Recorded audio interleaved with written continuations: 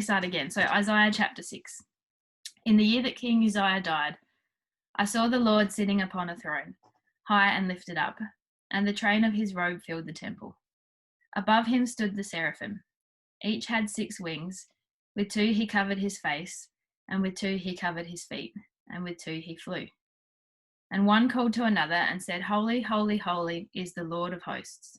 The whole earth is full of his glory.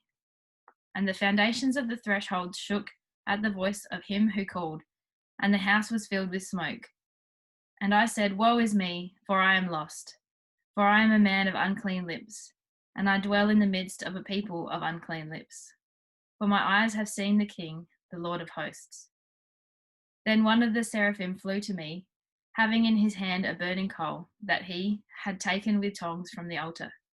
And he touched my mouth and said, Behold, this has touched your lips. Your guilt is taken away and your sin atoned for. So being in the temple, in the presence of God, is a place that ordinary people were not meant to enter.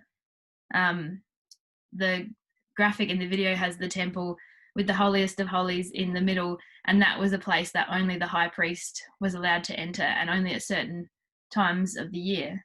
So being close to the presence of God, you couldn't just waltz in and be there. And so I think it's important to recognize Isaiah's fear and the importance of the moment there of him being in the temple. He knows that he's not meant to be there. He knows that he's unclean and he's in danger. And just thinking about like being in a place where you're not meant to be, and then all of a sudden having the story turned around. I put here, for Isaiah to be in the presence of God was highly unorthodox and carried quite frightening consequences. But we see that Isaiah is allowed to remain, and through the cleansing, he's made clean. So as we heard in the video, rather than Isaiah making God unclean or the presence of God unclean, he is cleansed and made pure by being in the presence of God, which is very unusual and not something that he would have known much about. So the Bible Project, the video notes, this is a quote from those notes. It says, the implications of this vision are huge. Perhaps God doesn't need to be protected from the impurity of our sin. Maybe it's the opposite. Maybe it's our sin that is endangered by God's holiness. This made me think of the story of Jesus healing the man with leprosy. And as you heard in the video, there's a few different times when Jesus healed people who were considered unclean. So you might remember that the disease of leprosy did mark a person as being unclean. They weren't allowed in the temple. They weren't allowed among their people and their families.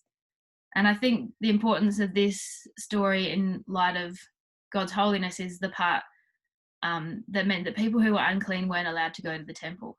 They weren't allowed to participate in the Jewish legal system and sacrificial system that allowed them to be able to pay for their sin. And they weren't allowed to make themselves, pure through sacrifice. So they just had to live as unclean people, really distanced and separated from their community and from the system that was set up that was meant to be able to help them. Having this disease separated a person from their community and their God. So when Jesus is approached by a man with this disease, according to Jewish law and custom, he had every right to maintain that separation and in order to avoid contamination. But instead, Jesus does the opposite. He reaches out and he touches the man. So this is from Mark chapter 1, verses 40 to 45.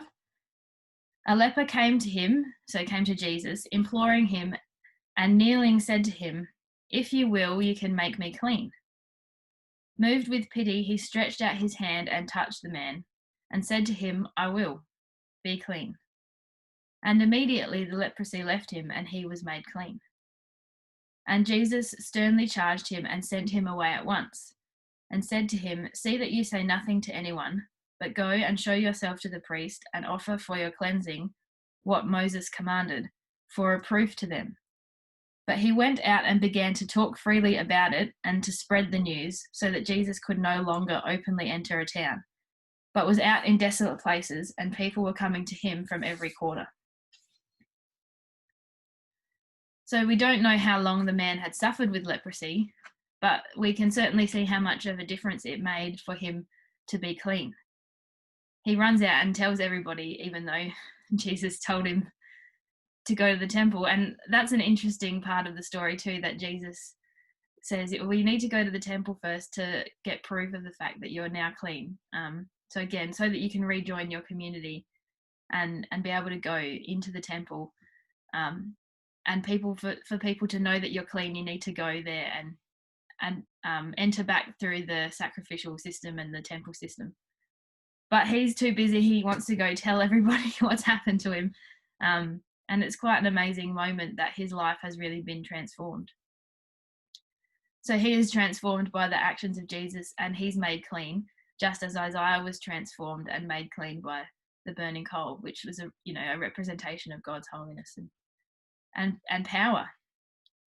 So when I think about how these stories are relevant to us today, I think about how the impurity of leprosy kept this man away from the temple and from his community. So he wasn't allowed to seek or participate in the thing that was supposed to be life-giving for the Jewish people or for the Israelites, and the thing that made them special. Others kept him at length to maintain their own purity, but Jesus reached out to bridge the gap.